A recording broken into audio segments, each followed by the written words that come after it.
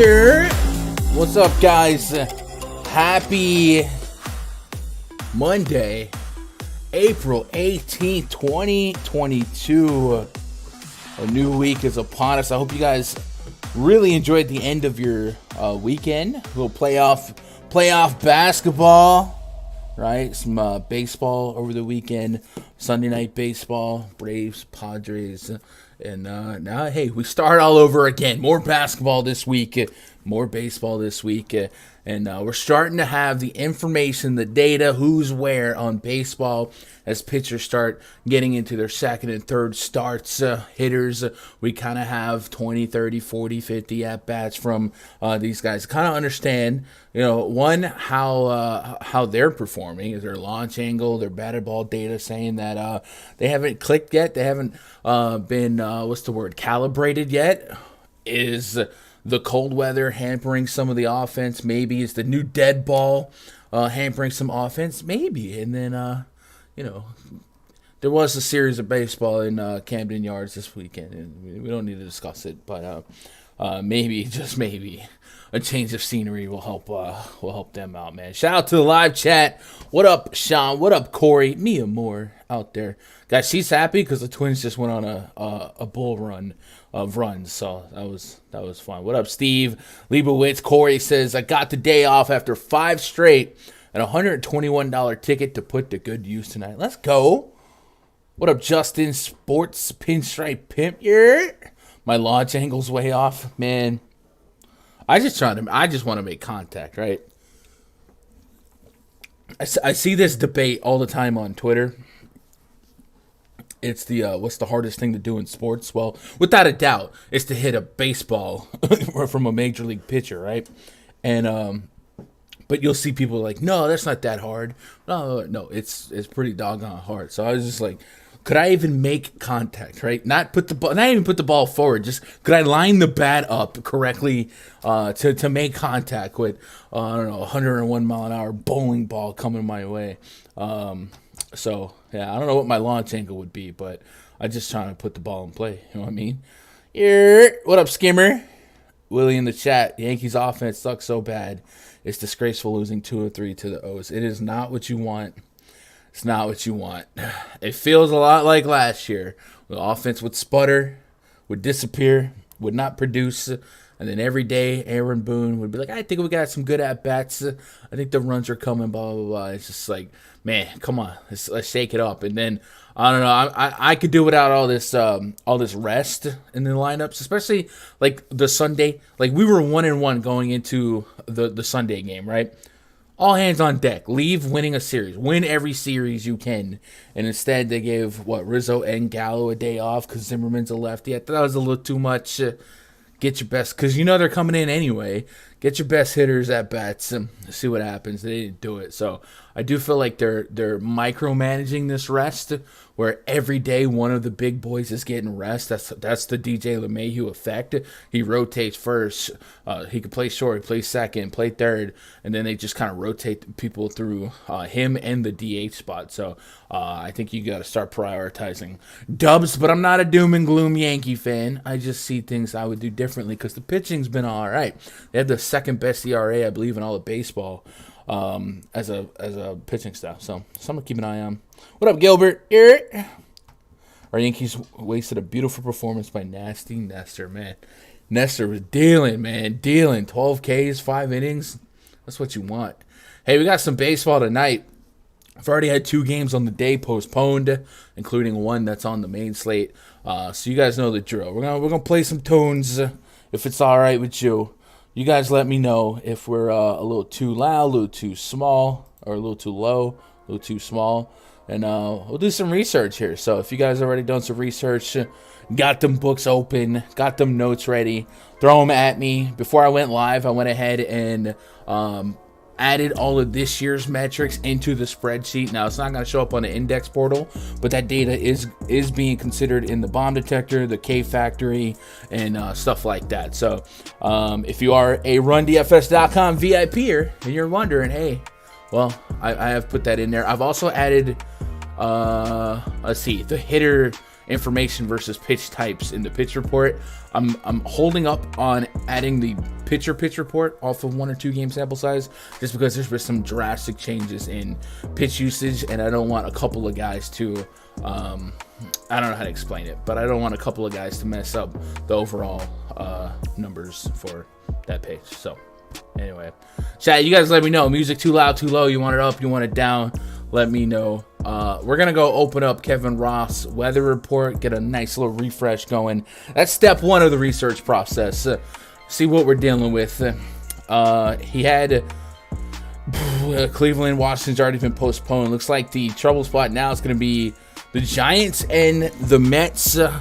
Says models have this game dry for roughly 90 minutes, then pouring from that point on. It's too early to trust that exact timing, but I think the general idea of, quote, dry start, likely doesn't finish, end quote, is a good way to think about this game until we can nail down the timing. Chilly with winds blowing in from right around 15 to 20. All right, cool. So what we're going to do there is we're going to go find this Mets game, and we're going to put it straight up orange. That way we know. Keep an eye on it, right? Tampa at Chicago, yellow, orange. He says, yuck. Temps in the 30s feel like temps in the 20s. Woo. And scattered snow. Ooh. Winds around 20 blowing out to right, but the cold, dense air makes this far from hitters' weather. Cool. All right, I don't like this song. This song pops up, it just sounds like this girl's moaning. That ain't what's up. All right, so we're gonna go yellow, orange on that one.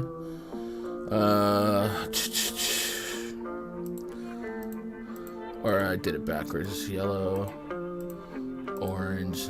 Sometimes they will postpone a game for just being super ugly and cold and uncomfortable, you know? Could actually talk now. Let's go. Same old by Booney. No reason to rest for his own Judge. Torres, terrible at the plate. No plate discipline. So Judge didn't rest at all. He was the only guy that hadn't rested yet. So, like, I understand why he did it. But also, like, we're a week or 2 in the season. And get dubs. Go win series, then rest. You know what I mean? Like, you're basically punting games before the, I don't know. But I definitely understand the frustration by the fans, and they just haven't had any consistency in that lineup, top to bottom. So yeah, your best hitters, you got to lean on them extra heavily. And DJ LeMahieu, Aaron Judge, those have been your consistent guys. So use them. Baltimore to Oakland, scattered showers moving in late. Should hold off until after the game. All right, cool. So Baltimore, Oakland, we'll leave that alone. All right, and that's our weather report here. Be sure you guys are checking out this weather page from Roto Grinders and following Mr. Roth on Twitter. So let's do a little bit of catching up. Make sure no lineups snuck through. They did not. So we are dealing with no confirmed lineups yet, but should be pretty linear based on what we have here. So game number 1 tonight, the Giants at the Mets. Remember, we may only get a couple innings of this one, so we're going to have low expectations and probably low confidence in getting to this game, especially for pitching. But all things being equal, Giants have a 3.5 run total. Mets have a 3.7 run total. It's Alex Cobb versus Tyler Megill. Cobb and Megill, this is not their first start, so we can look at pitch counts for both. Cobb has gone 5 innings with 83 pitches in his last start, so we might get him to 95, maybe even 100 pitches on a good day. Probably closer to 95. With that said, he may not get to the 3rd or 4th inning based on Roth's weather report. And then on the other side here, Megill through 2 games so far, 76, 68 pitches. So he might be good for 85 with this being his 3rd start. Went 5 innings in both of those games. About a strikeout per inning, a little bit better. A couple hits here, no walks. Big ground ball numbers so far. So is that consistent with his history? Yeah, he had a 55% ground ball rate to righties last year. To lefties, struggled a little bit more. This Giants lineup will give you a couple lefties. Yastrzemski, Brandon Belt, Jock Peterson, Brandon Crawford. Might be guys to watch out for. And then on the Cobb side, we can go pull up Alex Cobb's initial metrics here. Cobb is a guy that last year I would always play because he looked pretty unlucky, and I would just rarely ever get paid for it. 17% swing and strike rate against the Padres. That's pretty good. and then a 139 xFIP, 159 Sierra. That's really good. Ground ball rate at 55.6%, fly ball rate 44. So none of his batted ball events were line drives. It was like ground ball or fly ball, nothing in between. But it is a 1 game sample size, so we'll probably weight our historical numbers a little bit more. Last year, big ground ball guy to both sides of the plate. The strikeouts were there more so against righties than lefties. This lineup will be likely more lefty heavy, switchies from the left side of the plate more so. And yeah, he doesn't give a lot of power. So I think what I'll probably do is I'll just full fade this game. Right, weather's looking ugly. Both pitchers are looking like they can reduce power. The weather's probably going to help with that as well. So I'm probably just going to stay away and not take any pieces here unless things clear it up. Then maybe if you sold me on this game getting 9 innings, I might try and tap into Megal's lefty power splits and grab like a Yastrzemski, a Belt, a Jock. They all have a 250 plus ISO last couple years against righties, so maybe that could play a little bit more fruitful. And Brandon Belt, did you guys see this 17% barrel rate in the last year? That's nuts when he's making contact, obviously, but he makes contact pretty well. So Belt would probably be somebody I'd want to get a piece of if the weather changed and that game looked like it could play a little bit more, and you rest the best players. I hate Boone. I hate Boone. I will say this. I don't know how much decision making Boone is responsible for when it comes to many of the baseball decisions, and we saw this with Joe Girardi. A lot of stuff is decided by the office, and it goes down to Boone, and he's reading a binder. I do think he's in charge of the lineup and who hits where, but I'm not completely sure if he's in charge of who rests and who doesn't. But we'll see. I do think Boone gets he bears the cross for a lot of stuff that he has no control. I won't say no control over, but a lot of decisions that aren't his. All right, let's move on to the next game. Pirates at the Brewers. Zach Thompson taking on Eric Lauer. 3.7 is your run total for the Pirates, 5 for the Brewers. Zach Thompson comes into the season with pretty strong contact numbers, a 4.5 Sierra, 3.7 expected ERA, a buck, and almost a quarter on the whip.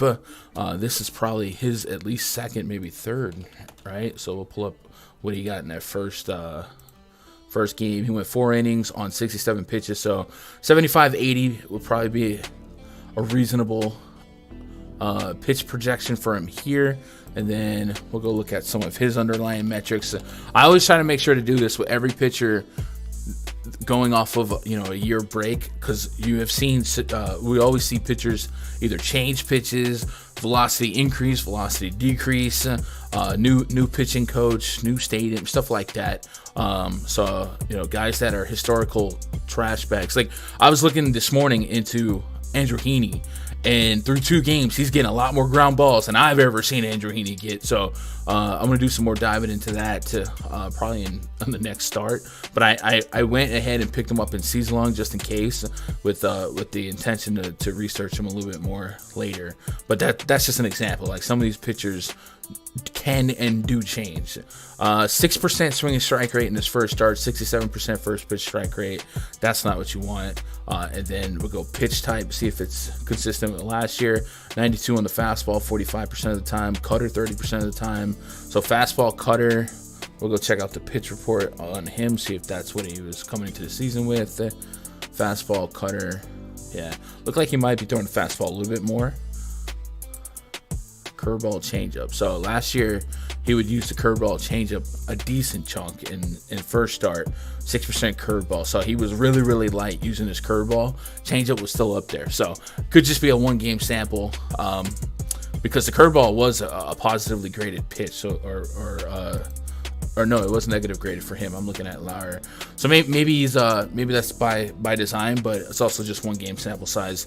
No strikeout acumen here to chase. The 6% swinging strike rate in game 1 is almost half of what we saw last year, and he wasn't really a strikeout guy anyway, so I probably don't have a reason to get to him, even though he's 5,400. You're hoping for 10, 12, 14, maybe fill a roll, but I think that's probably getting a little too cute for me. This slate does have some upper echelon pitching at the back end of the slate. So Eric Lauer on the other side here, 26% K rate to righties, 17% K rate to lefties. Weird that he strikes out righties that much more than lefties as a left-handed pitcher, but we got a couple years of that going. 118 innings last year, 3.92 expected ERA, 4.24 Sierra, but the ERA a little bit better, so it looks like he was a little bit on the lucky side. Benjamin, I appreciate that sub. Welcome to the channel. So let's look at Lauer's first start, see what we get out of him. Also want to see what his pitch count was at.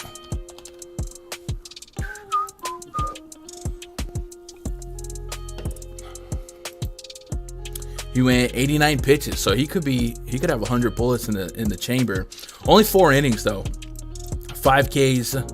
Let's see, 3 hits, a bomb, 2 walks, a bunch of fly balls. So only 2 ground balls. And Lauer came into this season with I guess he didn't have a whole lot of ground balls to righties last year. Lefties a little bit better. So let's look at plate discipline, 6% swing and strike rate. That's what you expect. Super contact, 42% first pitch strike. It's always crazy to me when a contact pitcher has like below 60% first pitch strike. It's like, what's going on here? You're a contact pitcher. And then we'll double check the batted ball. Well, I already saw the batted ball data. Let's look at the pitch type. Fastball, cutter, curveball. 3 primary pitches, almost equal usage amongst the 3, fastball, cutter, curveball. So a little more usage on some of the secondary pitches, and we have seen him continue to have some batted ball problems, where he gave up a bomb in that one. So let's go look at the splits on the batted ball data. I don't know who he gave the homer up to, but we'll know if it was a righty. It was a lefty. Intriguing. All right. Batted ball data for Eric Lauer. Against righty, 60% fly ball rate. I wonder, did he face many lefties in that game? He had two plate appearances basically against lefties, so he's still allowing fly balls to righties. So that's going to be a concern. Brian Hayes, if I'm going to tap into that, Michael Chavis, former Red Sox, a couple guys that maybe we can get access to. But this is still a hard team to like for power, the Pirates are, and there's still a lot of strikeouts in this lineup. But I can't really see myself ever getting to Eric Lauer with a high level of confidence. There's a lot. Look at these strikeout rates against lefties, man. 31, 32, 27, 30, 32, 28. That's a lot of strikeout propensity. Diego Castillo in the lineup here for the Padres. So I want to see if he's I feel like there was a pitcher named Diego Castillo. Anybody else? I want to say play for like the Rays or something. Diego Castillo. Yeah, look at that. There's already a couple of them. So we'll go. There's 2 in the minors right now, or 2 that have some minor league info. All right, so I want to see what his numbers against lefties are in the minors, just to see if he's like a diamond in the rough. 2021.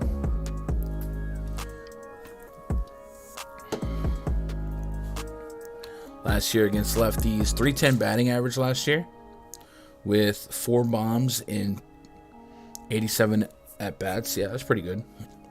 So slugging 552, 936 ISO. So if we are taking notes, or if you use the spreadsheet and you see these NAs here, it just means I don't have sample size. I think I need 10 at bats. Well, we don't have big league sample size on him, but in the minors, at least going back to last year, he does have good numbers against lefties. So maybe he's somebody sneaky you put in your back pocket. 2,300 on Fanduel, 26 on DK. And then, yeah, if you want to get crazy with a Pirate stack, sure. They only have a 3.7 run total. So not run into it. I don't think I want to get to Eric Lauer, but I will say there's a lot of potential strikeouts in this lineup. What was Diego's strikeouts? He had 7 Ks and 87 at-bats against lefties, 36 and 2. So not really something that I'm changing. I'm probably just going to put baseline numbers on him for the strikeout machine. So, like, if there was a slate where I needed to get creative at pitching, I could justify Eric Lauer if it was this lineup, just because of these 1 and 3 K rates against lefties. I don't feel like I'm going to get to him unless it's trying to fill out the back end of 150 or something like that. So, yeah, I'd rather pick on him with power righties than anything. But I get it. The Pirates are kind of soft. Diego Castillo, the pitcher. I thought so. Justin Sports. I thought so. You see a lot of duplicates in names, especially if you ever task yourself with like upkeeping a spreadsheet. You start noticing some weird stuff, especially with names. Like, there's a couple Will Smiths, right? I think there's a Will Smith reliever for the Braves, or at least he was last year, and then you got the catcher Will Smith, and it's just some small stuff like that that's annoying. Or Julio Rod. We got a bunch of like common names that pop up, and then sometimes I'm grabbing wrong stats or getting pulled because of the name overlap.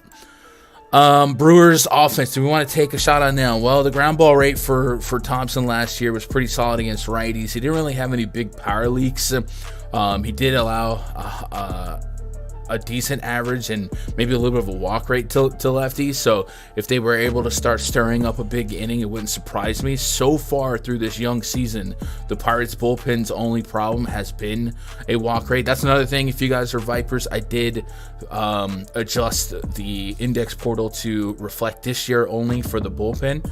And then we have the proper splits based on handedness pitchers. So you see Pirates against righties, 25% K rate so far against lefties, just an 18% K rate. But keep in mind, there's not been many games of sample size, and it takes a while for numbers against lefties on a single season to develop a sample size worth caring about. But no matter what, when it comes to the Pirates, we're not expecting giant ISO numbers, and most of the ISO that we do get on the season is probably going to be against righties with like Vogelback, right? So I don't have a warm or fuzzy call on stacking either one of these teams, but against Zach Thompson, if I wanted to take a shot on a lefty or something like that, I don't mind it. But so far, nothing coring. Is that a word? Yeah. All right, we'll move on to the next game here. Man, I hear my girl going nuts in the other room. She's watching the Twins game. Rays at the Cubs. So this is the game that Ross said keep an eye on. So if you guys missed it, temps in the 30s, feel like the 20s, scattered snow with winds around 20 blowing out. However, the cold, dense air kind of offsets the usual excitement we would feel by seeing that type of wind. Not enough precipitation to keep them from playing. So if they are okay playing with feels like temps in the 20s, they can get out there and play. So could go any which way. If it plays, we should get a full game. If they say this is too ugly to keep our Chicago crowd in or put our players out there, then hopefully they call it earlier because it's only going to get cooler, right? McClanahan's Auto Parts taking on Kyle Hendricks Motorsports. All right, we got cars in there. Yeah, let's go. Rays have a run total of 4.5. The Cubs 3.7.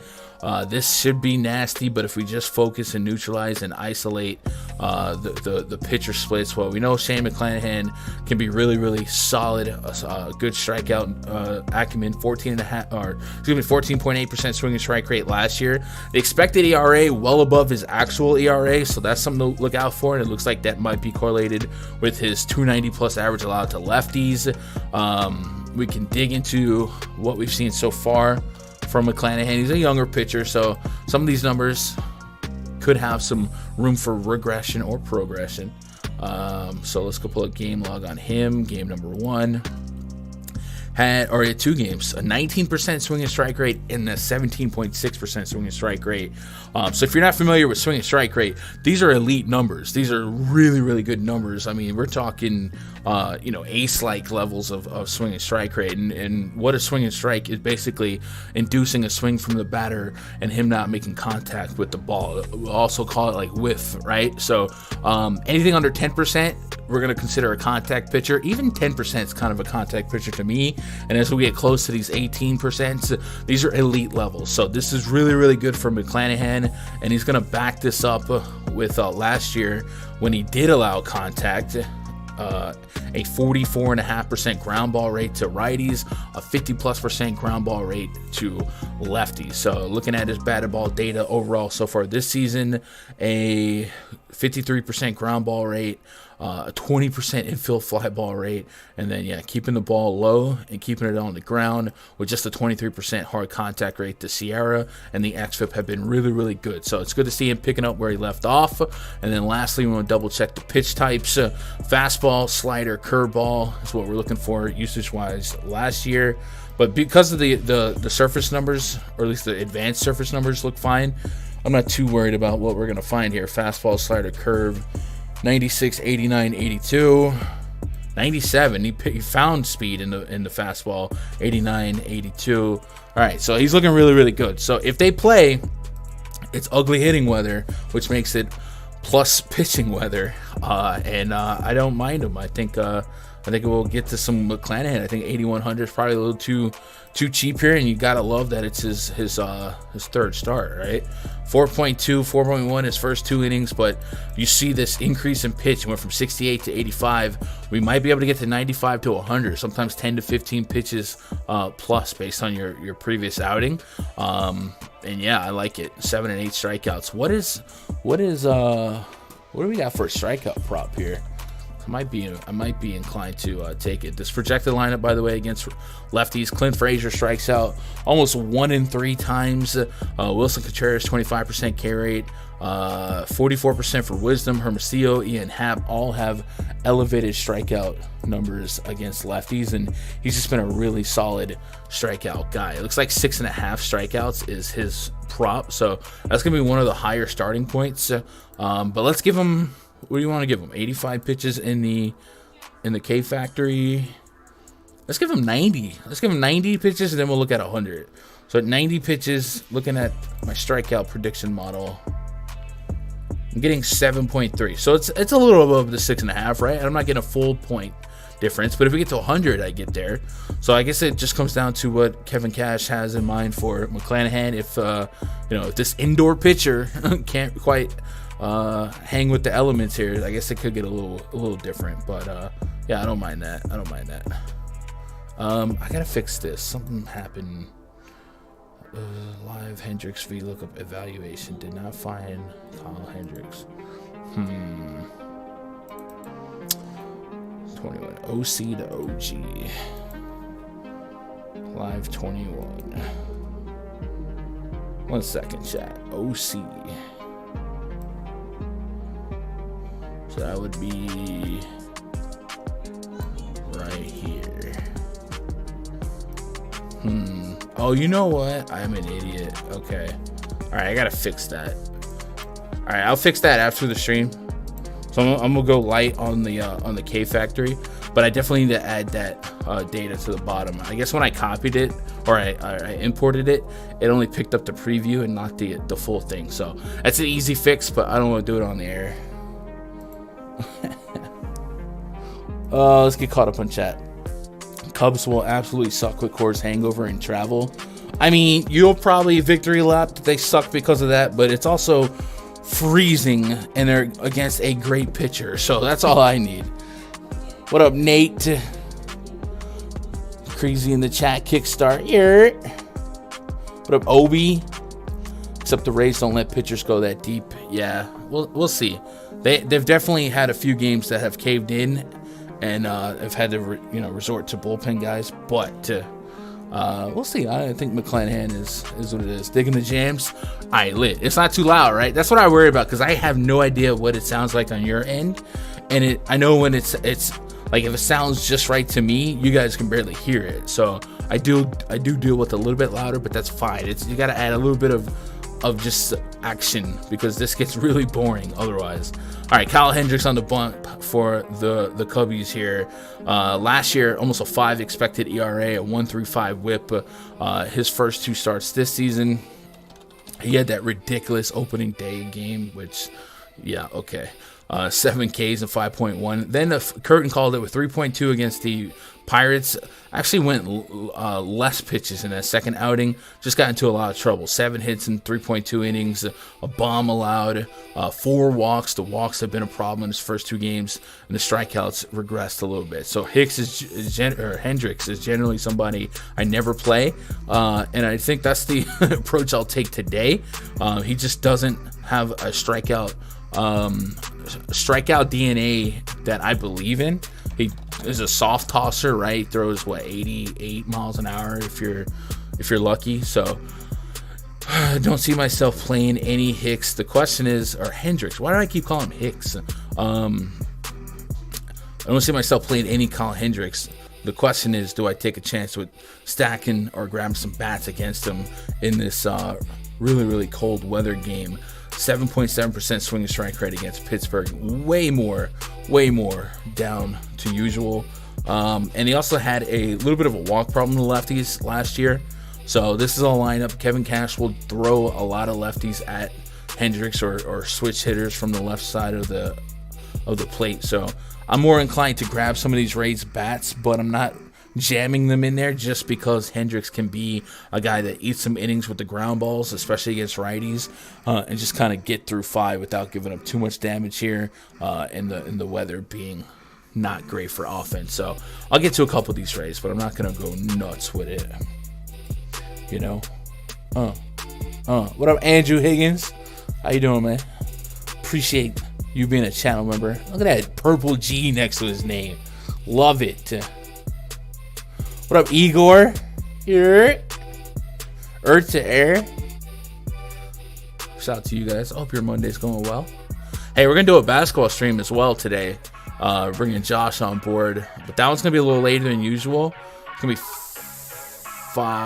4 p.m. Eastern or 5. It's 3 my time, so 4 p.m. Eastern. So 3 games tonight. We're going to shop some props with Josh. All right, let's move into a little bit more playable game. Angels at the Astros. We got Michael Lorenzen taking on Luis Garcia. That's another name that gets a lot of dupes out there, right? Looks like Mike Trout's hurt. So this Angels lineup, we've seen this play out last year. Once you start taking out Trout, it starts to get uglier and uglier and quicker and quicker. And this Angels lineup becomes pretty top heavy. But we'll see if we can get to any of these bats here with a high level of confidence. Since Shohei Ohtani has performed CPR in his bat, he's batting over 300. A couple bombs got right up there in Arlington. So maybe he takes I-45 south, and Minute Maid will be good to him as well. He's going to be up against Luis Garcia. Garcia last year, 278 average allowed to lefties, $1.50 on the home run per 9, and he has really had 3 years of sample size now where he's given up power to lefties while holding righties at bay. So something to keep in mind here for Ohtani if he's going to lead off and get multiple shots at Garcia. Garcia 9,600 on DraftKings. Typically a hard price to pay, but I tell you what, I might be on board with getting to a little bit of Garcia here, but I do want to at least check out his metrics from the first game. Look at all these, look at all these Garcias. All right, so I'm gonna try this one. 2020 to 2022, Houston Astros. All right, we did it. I guess I should verify the data here, making sure it's the right guy. He had a 5.6% swing and strike rate in his first start, 37.5% first pitch strike. So all that is not good. That's really, really, really freaking bad. Let's find Garcia in the player pool. Yeah, that's him. 4 innings for him in that first game. Now, Arizona is a little bit scrappier, but you'd like to at least see the swing and strike rate come up a little bit. So now we're going to see if we can pin this on anything specifically like a decrease in velocity on the pitch or a changing pitch usage. So 95 miles an hour on a fastball at 58% of the 58% usage, 82 on the slider, 13%, cutters at 86.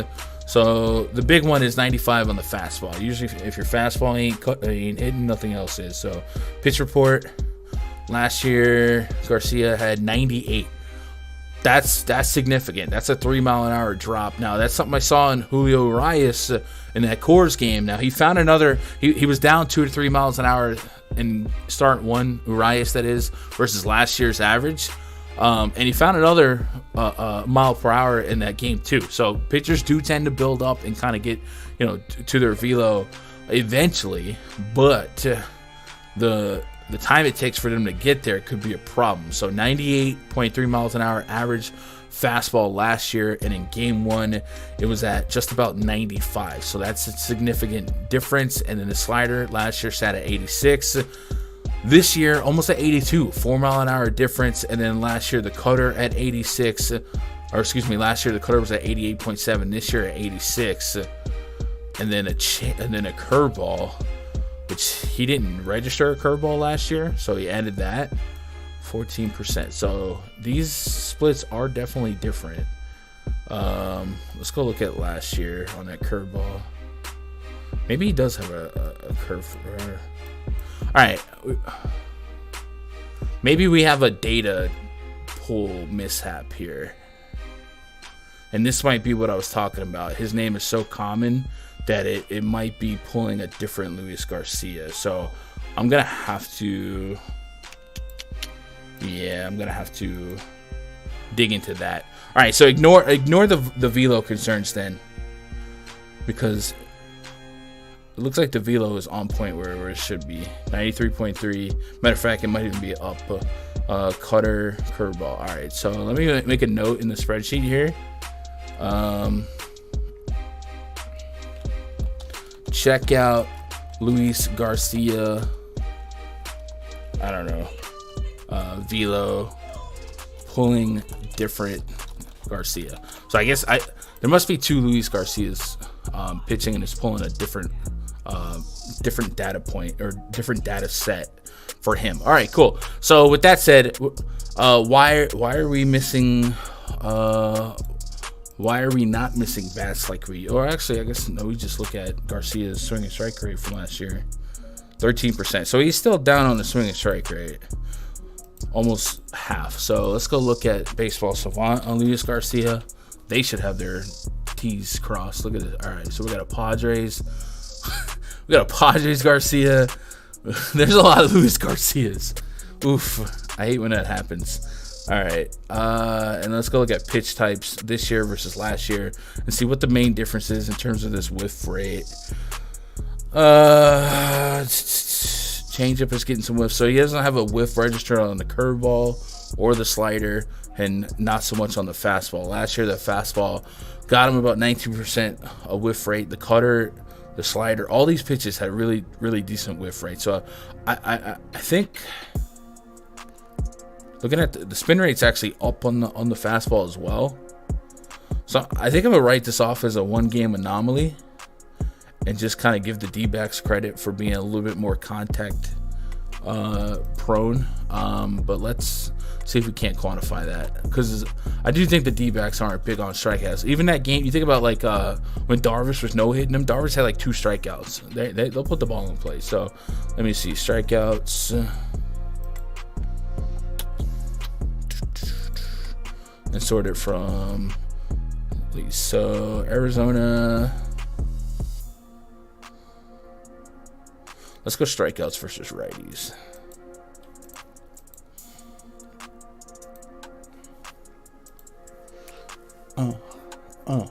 Is Raj MIA? No, Raj is still around. So apparently Raj can still play on DraftKings. They haven't pulled out yet. Here, what up, Jonathan?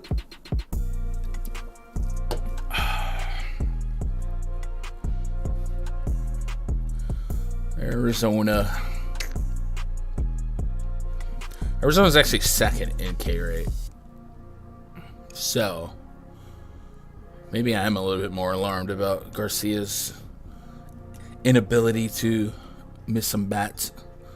But I don't want to find myself overreacting to a one game. So we get Angels without Mike Trout. I'm probably going to take some shots here. I mean, these K rates are just ignorant. You know what I mean?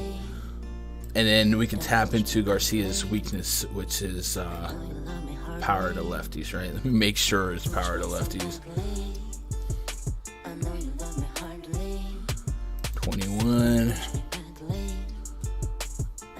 I hereby petition for there to not be two guys with the same 13 bombs, 72 innings last year against lefties, 282 average allowed, 480 for long. All right, so yeah, we'll get some Ohtani, some Jared Walsh, guys like that, and then I probably just don't stack the rest of the Angels, and I'll take a little bit of Garcia, hoping he can tap into these K rates. But I'm not going to be overly invested because I do like Montas and Kershaw and guys like that. I'm just looking at a watered down Angels lineup, and you guys remember this lineup without Trout. It gets bad. It gets bad. Lorenzen up against the Astros. Astros, not a ton of strikeouts in their lineup in the top half. They are without their left fielder, right? Is Gurriel maybe? It's slipping my mind. Lorenzen had a really, really strong first start, but it was against the Reds. No, Miami. 6 innings, 7 Ks, 9 ground balls, 2 fly balls. Went 89 pitches, so we might see 100 pitches out of him if Joe Madden wants to push him that far. But the matchup here is certainly much more difficult than the Marlins. But just grabbing some of that game 1 data, because Lorenz is the guy that we usually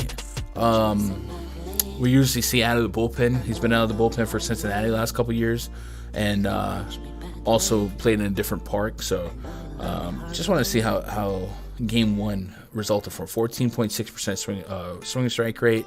Only half of his first pitches went for strikes, so that's not what you want. Batted ball data says a 167 xFIP, 128 on the Sierra, so that's good. Ground ball rate was almost 70%, so underlying metrics were fine. I don't think I want to take too much of a risk here against this Astros team, and I would be looking out for some of his walk problems against lefties and even some of his power problems against lefties to rise up here. So look out for that. But generally speaking, really good at avoiding barrels. And Astros are the Astros, though. Astros have not been good to me lately. But this is just one of those teams that I just might be at the slot machine now, and I'm hoping for that payout. If it comes against Lorenzen, cool. If they get through Lorenzen through 4 innings or something like that, tap into that bullpen, that's even better.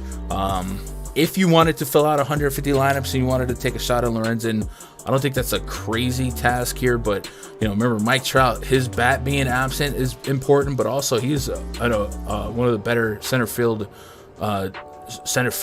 fielders in the league, so his defense is going to be missing out there in center field as well. So tough spot all the way around. So give me some Astros. I think because of the strikeout rates in this lineup, I'm going to put Garcia in my notes with an asterisk. Remember, low swing and strike rate, but no Trout and bunch of 30% K guys, right? And then while I'm making some notes, did I have anything? McClanahan, somebody we want to add to the notes. As a pitcher, I do like, just keep an eye on that game plan. If it starts, it should play, right? Gentry, what up, Gentry? Hey, Gun, say what's up to my wife. This is her first time sitting in with my research. Hello, Mrs. Gentry.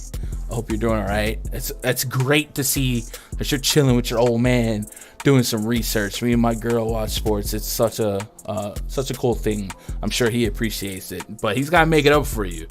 If I got to watch some Pretty Little Liars with my girl, Gentry, you got to do something like that too. It's a give and take.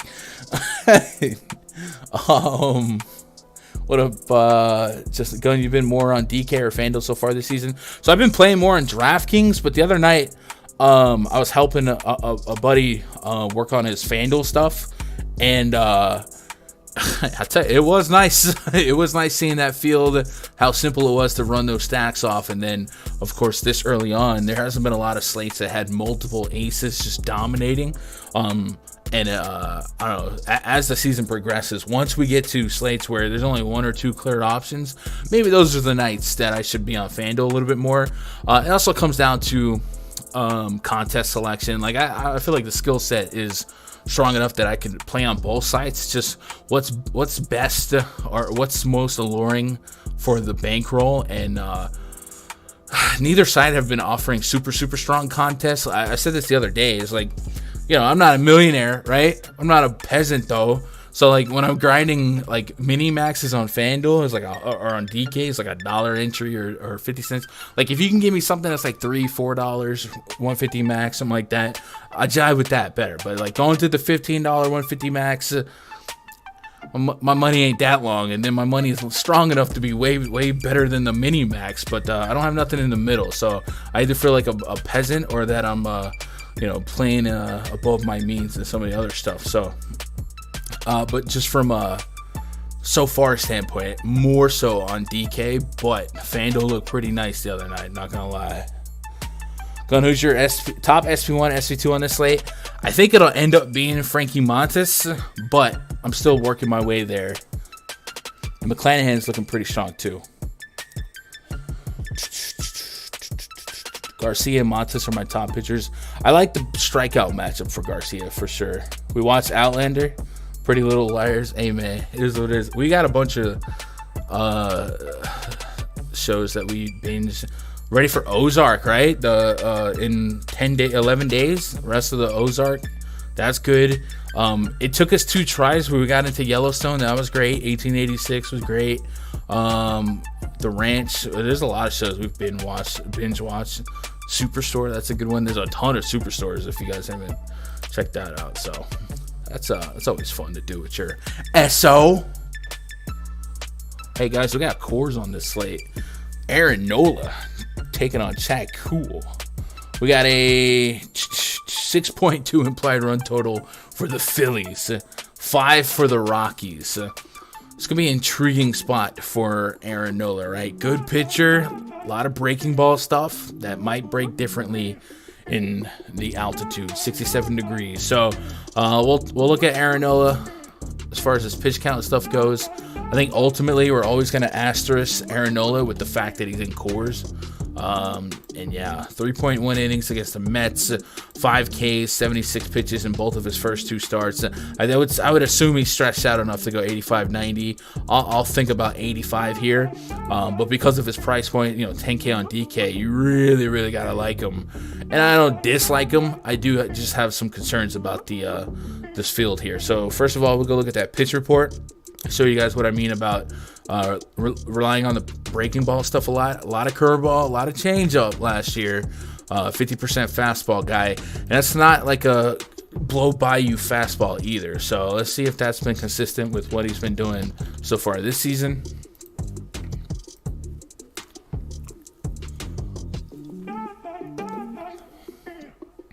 Thoughts on Megel? Would you roster him today? So Obi, it sounds like that game is a flight risk, you know what I mean? Roth had that game as an orange and says it has it dry for 90 minutes. So I'm probably going to avoid that game altogether. But weather can change throughout the day. So if you do got that feeling in your bad knee and you want to get to some Megel, go for it. My initial thought right now is that I'm probably just going to avoid that game. So I saw Jason Bateman at the park by my house 2 weeks ago. There's a school next to it. Maybe the daughter goes there. Dang, that's pretty cool. Shout out to you guys seeing celebrities and not bothering them. Just letting them live their life. My wife rocking with the Peaky Blinders. What is Peaky? You know what we watched yesterday that was better than it had any right being? We watched a show on Netflix called Is It Cake?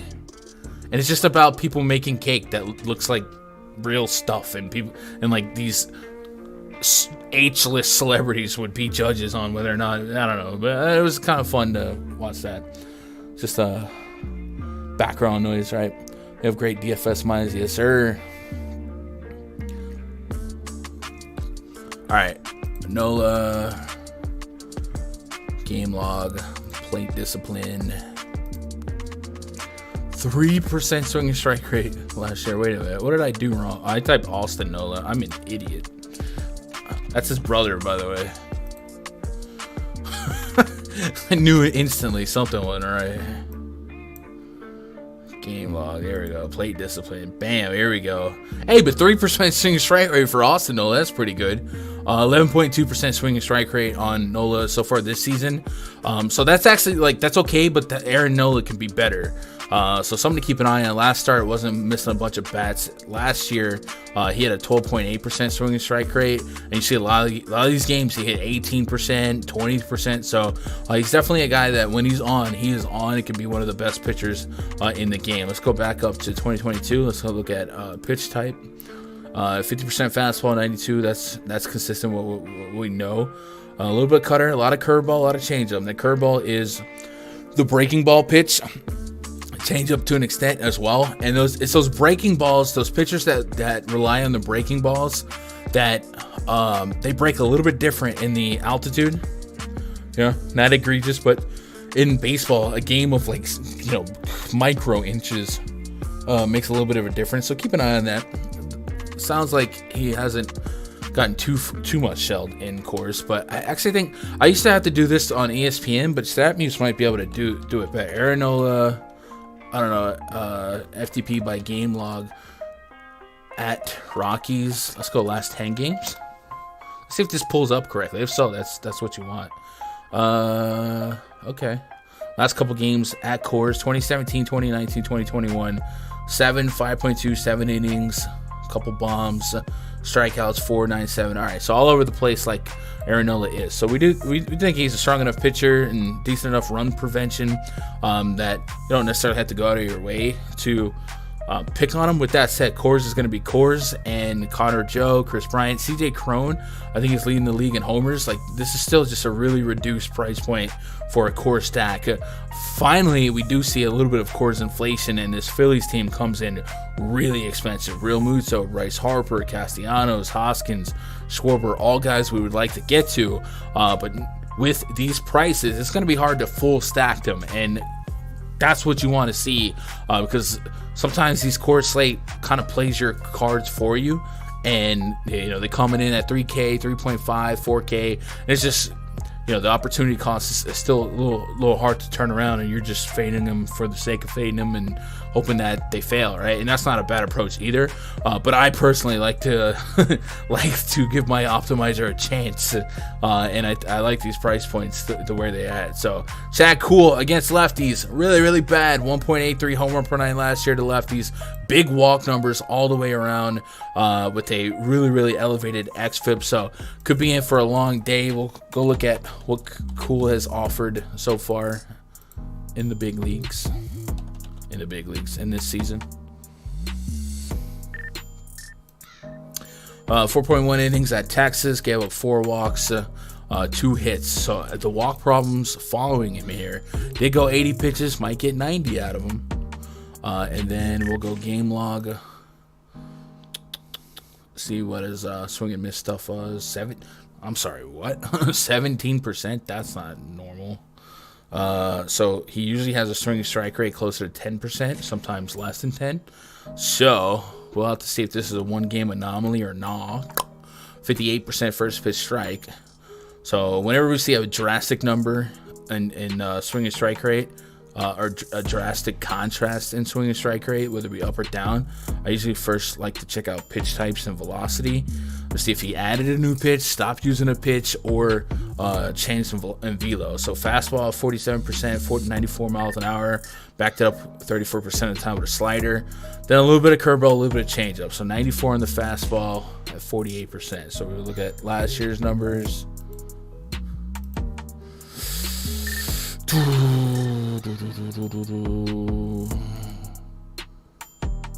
Little elevated usage, but fastball, slider, curveball, changeup. Nothing different in the usage. So it could be a one-game anomaly. But while we're here, we'll go pull up Chad Kuhl. Make sure there's not like spin rates or anything like that has adjusted.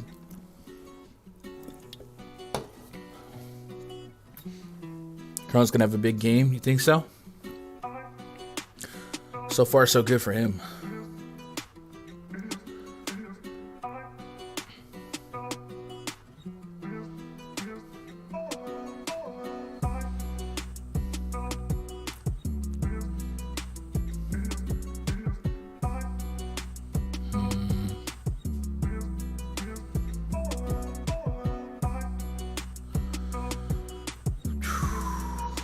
Saw some whiffs really on every pitch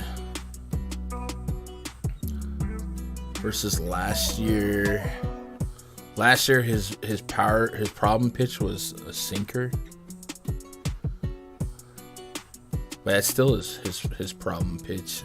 So I'm gonna kind of chalk it up as a 1-game anomaly in terms of the spike of a 1-game sample with the swing strike rate being so high. But otherwise, let's see, spin rate, deviation 45 on the change, 22.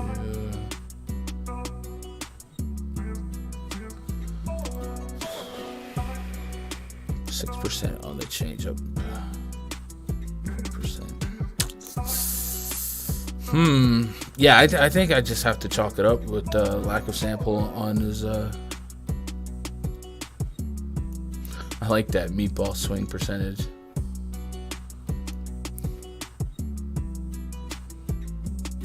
All right, I'm not playing chat cool, so I don't really need to care why his swinging strike rate was up.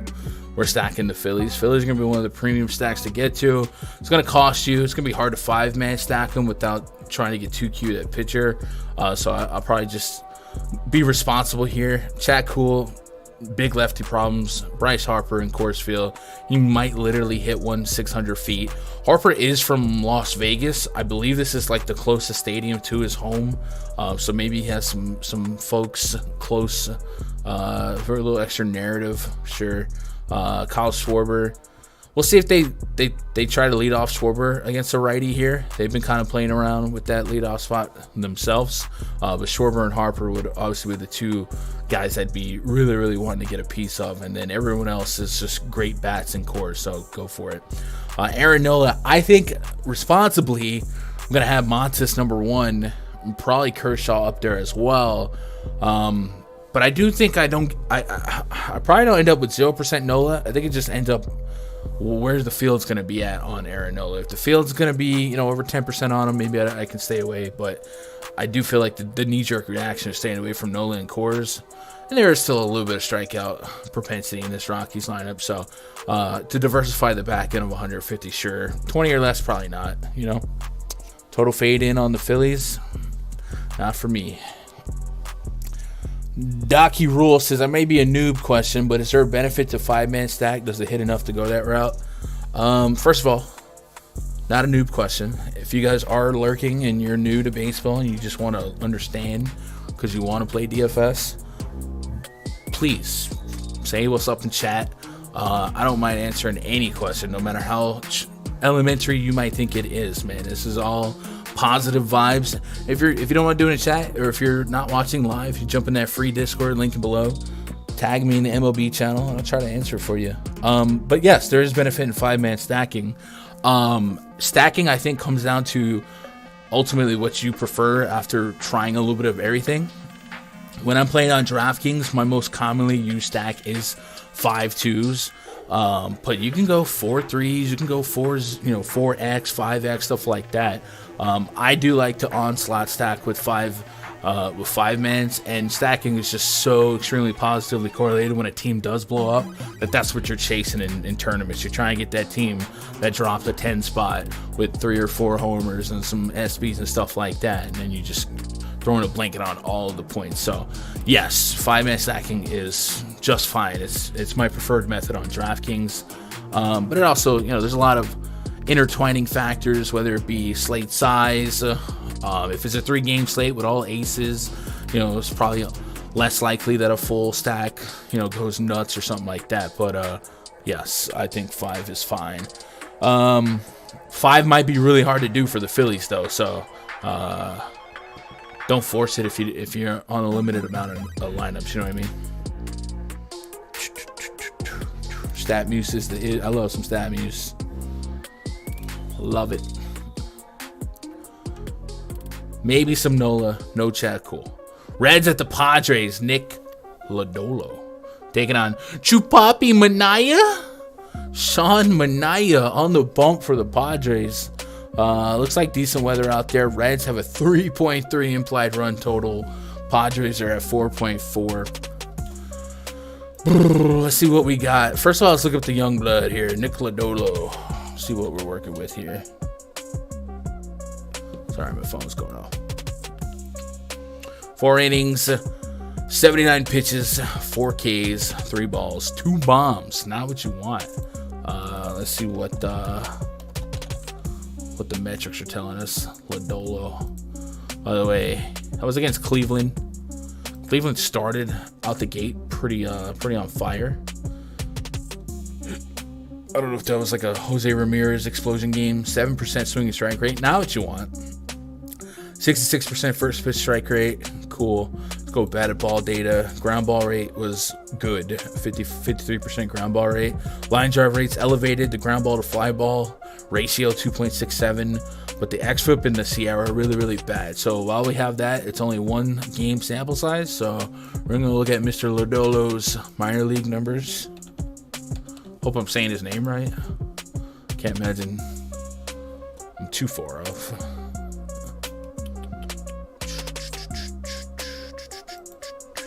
Splits last year. If you're wondering what site this is MILB.com. So anytime you get like a pitcher you don't recognize or a hitter you don't recognize, you can often go to MILB.com, search their name, and kind of dig into their splits historically. So last year in the minors, we got 14.1 innings of sample size against lefties, a 180 batting average allowed, 21 Ks in those 14 innings. So he does have strikeout potential. Just 3 walks in 14 innings, not great. 29 innings against righties, 47 strikeouts with a 204 average allowed, and 1 homer total. And the ground ball rate against lefties, huge. A 3.0 ground out to air out ratio, and a $1.25 ground out to air out ratio against righties. So it looks like he's supposed to be a big strikeout guy. And hey, we've seen what Hunter Green can do. If Lodolo is legit, Hunter Green can evolve. Maybe the Reds are sitting on something. All right, nothing in 2020. So that's what we got here. Overall, though, in the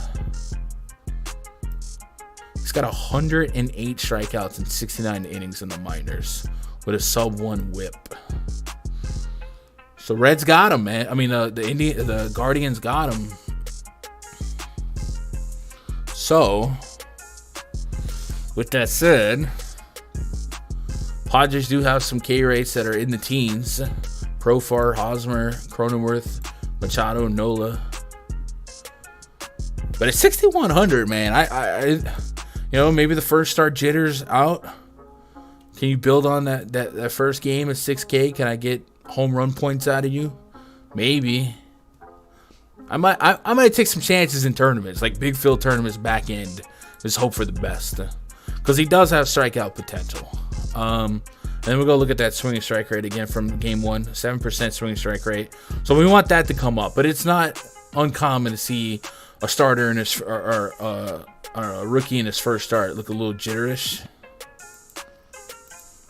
Maybe I'm trying to make something happen here, but sometimes you see these positive numbers in the minors, and you think eventually they'll start translating. So I think that's probably my key to unlock the full Phillies is SP2 and Lodolo in 150 lineups, and hoping it sticks. You know what I mean?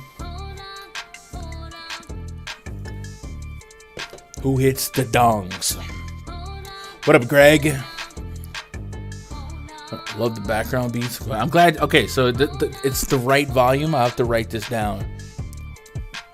It is. I don't know what the number is, but yeah, I like Castellanos at Coors. Yeah, I mean Lorenzen. I'm lukewarm on Lorenzen. I just don't like to pitch on the Astros if I can help it, but he's cheap. I really might play a little Lodolo in big field tournaments and just hope we can tap into this K rate at 6,100, right? We don't need much. You can give me 10 to 15 in that window. I'd probably count it as a dub if that was the keys to the Schwarber, Harper, Casti, Realmuth. You know what I mean? So I'm probably going to do that. Sean Manaea on the bump. Chupapi Manaea? He was throwing a Manono against the D-backs. had an 11.5% swinging strike rate. After his first 2 games, only went up 10% in game 1, 13% game 2. So that's a good sign. He comes into this season with about 12% swinging strike rate. Barrel rate's about 8%. That's respectable. Run total for the Reds really, really low. And they have some strikeouts in this lineup. I don't know if you guys seen this. Aristides Aquino has struck out like 70% of his at bat so far. So this is a rough team to watch overall. And Tyler Naquin the other day against Urias, 2-hole DH'd against the lefty. So I'm not sure that the Reds are necessarily playing for dubs here. But we'll pick on them while we can. And I think Manaea is probably going to be in the pitcher pool for me. What say you? 86 pitches, about 85, 86. His first 2 starts, 6-7 innings. That's what you like to see.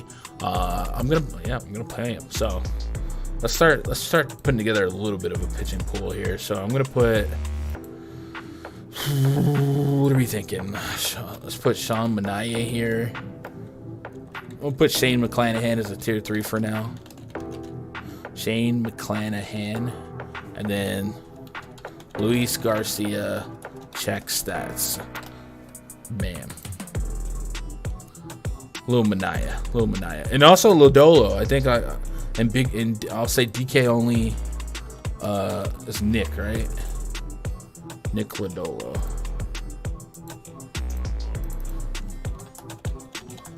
DK only. Just hoping for home run points, right? Beats hitting. What up, Larry? Definitely stacking a few Rockies. Yeah, you got to. Really depends on ownership, but you got to. It should pop off.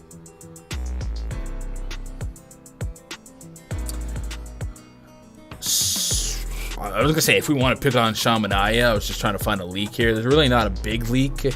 I suppose there's a little bit of reverse splits going on in the last 2 years against lefties, but that's not really backed up with batted ball data that would sustain that. Maybe the hard contact's a little bit elevated, but the ground ball rate is still pretty high. So I'm just going to play a little Manaea. I'm not that enthralled by Reds and their 3.3 run total, Say Inoa? No. What did I say that sounded like Inoa? Lodolo? Maybe you heard Lodolo or Nola? I don't know. Alright, Athletics hosting the Orioles. What up, Josh? Here. Hate this cold weather. Can't wait till it warm up. It is kind of wild that it's snowing. You know what I mean? In some spots today. So my boy in DC earlier was like, yo, it's snowing out here. I was like, really? That's crazy. Because it's I guess it's 65 degrees here. I don't know. I'm not in a rush to get to the summer because my summers are scorchers. But I don't know. This is kind of wild. When the Colorado trade Seiya Suzuki, they didn't. Did they? No, they got him from international draft or whatever, right? Orioles at the Athletics. Next game on the docket, Spencer Watkins on the bump for the Orioles. Athletics throwing Frankie Montas. Orioles traveling from a series with the Yankees. And although they beat the Yankees, a lot of that came on a big 8th inning last night, and then a bunch of very, very low-scoring games. They have a 3.2 implied run total. Out there in Oakland, Frankie Montas on the bump for the Athletics. Just a reminder, we'll refresh it, but Roth had written some notes to keep an eye on some scattered showers in this game. So scattered showers moving in late should hold off until after the game, but can't rule out some late inning rain. So it shouldn't really impact Frankie Montas too much. And then we get Oakland Coliseum, which plays as one of the more pitcher-friendly coliseums in all of baseball. Little wide foul territory, which eats some more pop-outs, stuff like that. So really tough park to love for offense. So I think we're all probably going to have a consensus number one, Frankie Montas, at 7,300 on DraftKings. That just feels a little bit criminal, especially on a slate where we would like to get to some Phillies. 6.1 innings against Tampa, 5 against Philly, 92, 89 pitches. So we're probably just going to keep them around 90 pitches as our baseline expectation. And if that's the case, that should be more than enough to thrive against this Orioles lineup. Orioles, of course, let Nestor Cortez get 12 strikeouts yesterday. Montas can absolutely wheel and deal with the best of them. Looking through the first couple games for Montas,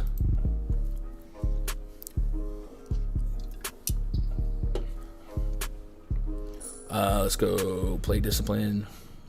16% swing and strike rate. That's what you want. That is what you want. Almost a 70% first pitch strike rate. I mean, if it fails, it fails. But Park, a bad Orioles team, traveling almost basically cross country, Baltimore to Oakland. Yeah. I think we just on DraftKings, how is Frankie Montas not our number one ranked pitcher? He just has to be. So that's what we're doing there. If we want to pick on Montas, there's really nothing that his metrics say we should be eyeing for a leak. And if you're going to do that, you're just playing some of the better talented Orioles, which is going to be like Cedric Mullins, maybe Anthony Santander, some Trey Mancini, guys like that. We're pitching Montas. We're doing it. Spencer Watkins, not great. Not great. Last year, a 359 average allowed to righties, 276 to lefties. Home run problem, both sides of the plate. 5.4 Sierra, 6.9. Not nice. Expected ERA. We can double down on his first game, which went a little bit better than we all expected against the Yankees. What are you going to do? Yankees will do that. In that game, game log, plate discipline. He had a 1.8% swing and strike rate. So that wasn't against the Yankees. What did I type wrong? Why did I think we faced Spencer Watkins? That was against the Orioles. It was Tyler Wells. I guess Zimmerman. I guess we didn't see Watkins. I don't know. My brain thought we faced Watkins. So anyway, 1% swing strike rate. Guess what, guys? Not what you want. Throw strikes, though. The batted ball data in that game was 38.5% fly ball rate, 23% line drive rate, 38% ground ball rate. So let the ball up a little bit more. Info fly ball is a plus, but not what you like. I don't really care about that. The xFIP, Sierra, all bad. Spencer Watkins, not good. Fastball center around 93, cutter, curveball. So fastball, cutter, curveball. Nothing's really changed. This guy's really, really not great. So the caveat here is while my eyes want to light up and go, oh, I'm stacking athletics, I can certainly see a range of outcomes where this ballpark maybe eat some homers this early in the year. Looks like 58 degrees, so not as cool as some other spots here. So I think we bet against the talent or lack thereof with a couple of these bats, and the bomb detector's telling me we should keep an eye on Sean Murphy. He has a 4.27 rating on the bomb detector. I think that might be the top on the detector. It is. Kevin Smith, ironically, number 2 on the same team. And Sean Murphy's off to a really, really strong start. Also has an absolute trunk on him. You know what I mean? I learned that from DraftKings Twitter. That's stupid. Anyway. Splits on Sean Murphy so far this year. No homers against righties. However, he does have some power to both sides of the plate so far. And what's the batted ball data telling me? Why is he up here? Batted ball data this year against righties is saying almost a 39% pull rate, 28% hard contact rate. He has had some decent pitching too. So I'm going to go bring this back to last year as well, because the bomb detector is considering batted ball data from both the pitcher and the hitter. Obviously, the pitcher's a gas can, but just want to push. Why are we putting Sean Murphy on the map? So last year,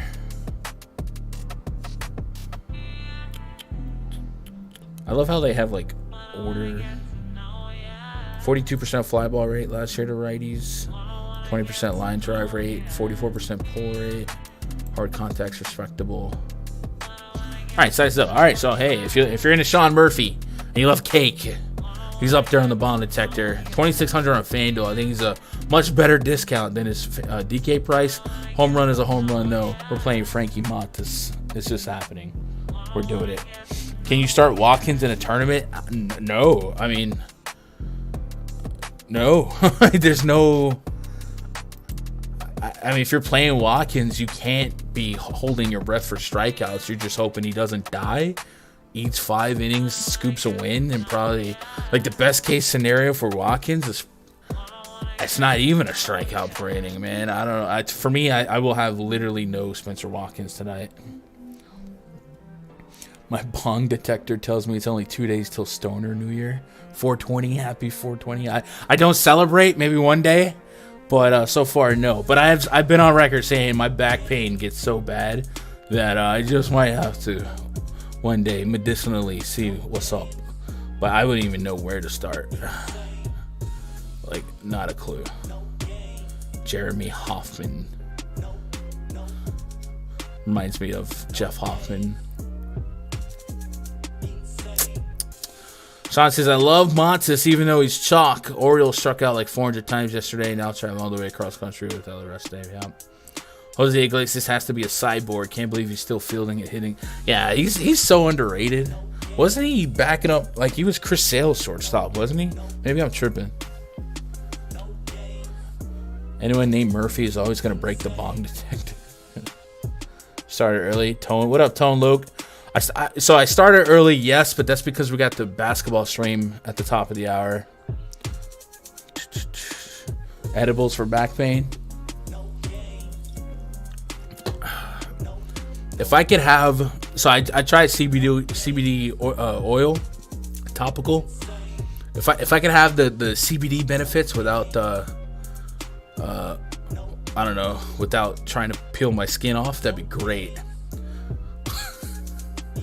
Let's move on. Final game tonight, Braves and Dodgers. We are getting a couple lineups out, so we'll go back and fix it up a little bit. But Braves and Dodgers. So Oscar Inoa taking on Clayton Kershaw.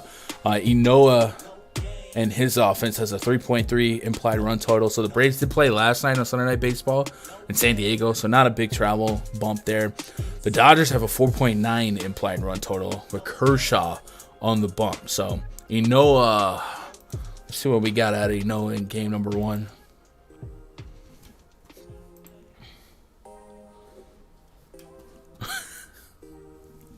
I can't tell y'all why I'm laughing, but Sean V, let's just say you're a legend in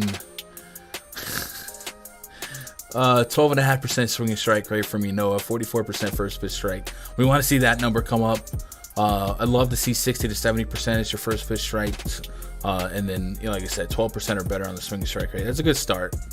It's the Dodgers, so I probably don't ever talk myself into grabbing somebody Noah in this spot, and I won't. So we'll focus on Kershaw a little bit more. You guys know Kershaw started the season perfect. Can he keep it up? Well, I do got a little bit more respect for this Braves offense, and not the the Twins against lefties are a problem too, but that was a good sign for Kershaw. And I've often thought that Kershaw he's really good, and people talk about him like he's a shell of his former self, and it's just like he's still like an ace on like 25 teams, you know what I mean? Like, he's really good. And even last year, a 3.17 expected ERA. The whip has been about 1 for 3 years now. The Sierra's really, really good. People talk like, hey, he's not like the old Kershaw, but he's still really good. Like, it's insane how good he is. So yeah, I think we get to some Kershaw exposure here. Obviously, because of the 3K discount on Frankie Montas against the Orioles, which I think is a worse offense than the Braves. I'm gonna rank Montas above Kershaw, just match up and price wise, and gives me a little bit of salary to fill out my bats here. But you're gonna find me in the streets with some Kershaw and Montas on DraftKings and see what happens from there. And because of Kershaw being Kershaw, we're gonna play a little bit of them. We do have some respect for the Braves, a lot of respect for the Braves, so I'll have some hedge stacks here. It's one of those spots where I probably don't hedge against Montes because I just don't have that type of confidence in the Orioles, but I might get to a couple percent, like 3-4% of Brave stacks because they do have power numbers against lefties. Big ISO numbers here. It is what it is. We just write them off because I'll have exponentially more Kershaw exposure. But yeah, so let's put Clayton Kershaw above Manaea, but Manaea is still a tier 2 for me. But Kershaw's a tier 2A versus Manaea being a tier 2B. And I'm not gonna play any Inoa. And Dodger stacks, they write themselves, right? You're always stacking Dodgers. You're not really caring who it's up against, but if we wanted to isolate where Inoa's been less effective, it has been against righties. Over a 1.4 home run per nine of 2 righties with elevated average allowed. So Mookie, Trey Turner, Justin Turner, even Will Smith all profile pretty well, but through and through, we're not really going to avoid or go out of our way to avoid any individual Dodgers here. So that's what we got. All right, chat, you guys got any questions, comments, concerns? I got time. I'm gonna try to get out of here probably within 15-20 minutes, and then I'll prep for the NBA stream. But I got some time here, tidy up some lineups, talk some game theory, stuff like that. So if you guys had anything or if you missed something, be sure to throw it at me. Turn music off, please. Oh man, Nikki, majority rules here. You're actually the first one that I see didn't like the music, so I don't want to, I don't want to leave the 99 for the 1. I'm not Jesus. Once NBA is done, bomb detector for YouTube subscribers or PrizePicks still. Yeah, Tone, look, I always want to make I always want more and more ways to thank the YouTube members. Ideally, I want to get some YouTube member only content, like instructionals, tutorials, stuff like that. But man, I've been a one-man gang back here. I gotta find some more talent to help me out. If I can find another Josh or another Luke, that'd be great. But it's hard to find talent on baseball that's already wrapped up. People forget Kershaw's 34 is not young anymore. Man, I mean, how many pitchers are we seeing? Verlander, Scherzer, like how many pitchers are we seeing that are old and they're just killing it, right? First time playing against Freddie. Oh man. Oh no, revenge game. Yes. Oof. What if they beam him? Just throw one right at his head. I'm just kidding. Hey, did you cop a Devontae Graham cameo? I do like Devontae. Man, it sucks to see Devontae. Doesn't like I get it, but it sucks to see them that it's not really part of the rotation there because I love them. Just music, keep the vibe going, keep music on. Let's go. Trust me, everyone is on my say. Yeah, Josh, I'm Sean. Yeah. Oh man. What was I doing? Oh, we want to put some updated lineups in the sheet here. So we did get a Brewers lineup. And Colton Wong, Willie Adames, Christian Yelich, Andrew McCutchen, Rowdy Tellez, Hunter Renfroe, Omar Narvaez, Lorenzo Cain in the 8-hole. That's a little different. Jace Peterson. Boom. And then let's go to the Rockies. Shout out to the Rockies. Connor Joe, Charlie Blackmon, Randall Grichuk batting third.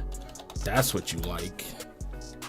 CJ Crone, Ryan McMahon, Brendan Rodgers, Sam Hilliard. Oh, hello, I am Elias. Jose Iglesias. Boom. All right, cool. The Rockies lineup came out a little bit different. Again, it's Aaron Nola, but I can get down with it. Nola does have the propensity to give up some homers. Matter of fact, let's see if he's more likely to let some of his breaking balls up. I hate Andrew Heaney. Dude, Andrew Heaney is about to turn around and be an ace. Just watch. Freaking Dodgers, man. I laughed. I literally laughed when they signed Andrew Heaney. And then it's like first 2 games, man. I'm just sitting here like disgusted. Because now he's a ground ball pitcher. It doesn't make no sense. But I'm going to dig into it. All right, we'll try and load up some Nola info. Let's see if I want to pick on him with this new look lineup.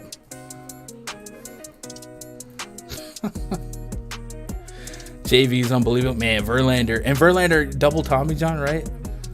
It's like Nate Eovaldi. right, I'm going to look into Nola's power problem pitch, if that makes sense. By the way, if you're wondering what this is Baseball Savant. So if you guys do watch, you're new to baseball and you're like, what sites are these? Fangraphs and Baseball Savant, those are two free resources. Now, I do have the paid Fangraphs membership, but it's just because it's, they help me out. They help me out so much.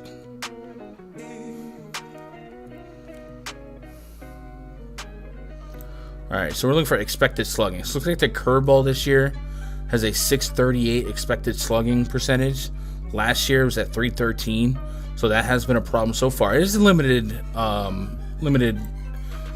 sample size, and then last year's fastball had a little bit of an issue. So those would be the curveball is the one I was most intrigued with, just because it is Coors. So I'm gonna keep an eye on. Elias is dead. It's Ezekiel. Seems recently. Oh my God. Freaking you have to win a GPP from the block you, Sean. That ain't happening. Yo, if Sean V wins 100K one day, bruh, Twitter will actually blow. Sean, what is your DFS username? Never seen the humble side of Sean. This is quite the development. Bro, Sean, I can't even. I don't want to. Yeah, I don't want to go off the rails. It's freaking Sean. All right, so that's what we got. Chat, you guys got anything else? Any questions, comments, concerns? Hey, there's a free link to a Discord in the description below. If you guys aren't in there, you should be. It's absolutely free. We're gonna be talking a lot of prize picks and stuff like that. You guys are out there grinding, so be part of that. Apparently, there's a Jokic jackpot. Plays $100 in NBA entries to get $1 for every Jokic point. There you go. Shout out to recent members: Jalen JC, Booby J, Suave Lewis, Mockin 3, Zeke81, Troublesome. Link in the description below. You guys jump in there. Like I said, if you are a little new to MLB DFS, hit me up. If I got time, I'll try and walk you through it. Tag me in the MLB channel, and maybe other people have the same question as you, and we'll go through it, Hey, Gun, what was your first big win in MLB DFS? I haven't had like a what we call it, 5 comma takedown before. It's a lot of like 5Ks, 6Ks, man, probably 10 to 20 mini maxes. But I haven't had one of those signature wins like I have in like NBA. Hopefully it's coming, but like I said earlier, the MLB tournament that they offer on both sites are really kind of, you're either a peasant where you're grinding the mini max, or you're trying to max enter, $15 or whatever. So I don't know, maybe if they offered me up a little something more medium in the $3 to $6 range, I could attack that daily. But most of my big MLB hits are really just like 5, 6K for good slates. A lot of 1K, a lot of 2Ks, 1500s, often the mini-max first place. I got a couple of those, but no big hits. But I also think it's correlated with the lack of attackable GPPs. NBA, though, I got a ton of NBA hits, which is a shame because I love baseball so much more. Best PrizePicks strikeout option tonight? All right, Dan, that's a good question. Let's go look at that. By the way, you guys ever want to bet strikeout props and maybe gambling or sports betting isn't open up in your area? Hey, try PrizePicks. PrizePicks, they list pitching out, strikeouts, first inning runs allowed, stuff like that. So if you want some action on a pitcher, but you don't want to play him in DFS or something like that, this could be a happy little medium for baseball. I highly recommend the flex options and the 2-pick power, stuff like that. Don't get too crazy with it, but it is still a way to maybe substitute your sports betting needs without going too ridiculous. Sign up using code GUNDACKER, link in the description below, I believe. If you do that, they'll match your first deposit up to $100. And once a month, they show this channel some love, so we're able to drop a bunch of free content out there every day. So let's go look at the board here on PrizePicks and look for some strikeout props maybe we can get behind. And so far, a lot of it looks pretty well juiced. Like even some of the sneaky spots, like thought Lodolo could be fun. Him at 4 is uncomfortable. Nola's at 5.5. So if I really had to, man, if I had to, maybe it's gonna be like McClanahan against the Cubbies, because he is really doubled down his strikeout rate. Him and Frankie Montas. Maybe I wouldn't go strictly after the strikeout props, but maybe the fantasy score or the pitching outs would be a little bit more viable. McClanahan's at 16.5 outs, so essentially they're telling us that he'll go 5.1 to 5.2 innings. So if you think he can go 6 innings, right? Maybe take a shot at the outs here. And I do have an outs calculator, but I need to double check that the information is pulling the right sample, because there's a couple NAs here. So once I fix that, I'll be able to follow back. So if you are in the free Discord, I'll drop probably like 4 or 5 of my favorite prize picks plays for MLB. So that's probably what I need to do. I need to go fix that and then get ready for the basketball stream. And then I also like correlating some hitter fantasy scores. So stacking is king in MLB DFS. It's going to be the same for me on PrizePicks. I'm going to grab a couple guys that are correlated. Now, you can only grab 2 hitters from the same team, so we just find spots that we really like. If they gave us Schwarber leading off again, I like that. They have Mike Trout on the board. I think there's a good chance Mike Trout doesn't play today, so I probably am not running to that. But, for instance, if you thought the Phillies would go off in Coors, grab a couple Phillies, 2-pick power, maybe 2-pick flex, hope that they thrive. Schwarber and Harper would be the 2 guys I'm after the most. And then if you think some guys like, I don't know, Montas or Kershaw shut people down, like Kershaw gets Freddie Freeman. Do you think Freddie Freeman gets on base today? Or not Kershaw. Kershaw gets Ozzie Albies. Do you think Ozzie Albies gets on base today? If you don't, maybe you take the under on the 6.5. But I'm hoping for some more names to be added to this board, because it's kind of a light board right now. They got Yelich to 7.5. And that's it. I usually stay away from hits and walks, total base, and stuff like that. I would go after total base if a guy like at the top of the bomb detector was on here and they didn't have him for like, or I thought it was a better value than fantasy points. So for instance, Sean Murphy's at the top of the bomb detector, but he's not listed yet. So maybe later on I'd grab some action on Sean Murphy. But if you're going to hit a homer, you're probably going to clear your fantasy point prop anyway. Does that make sense? It makes sense.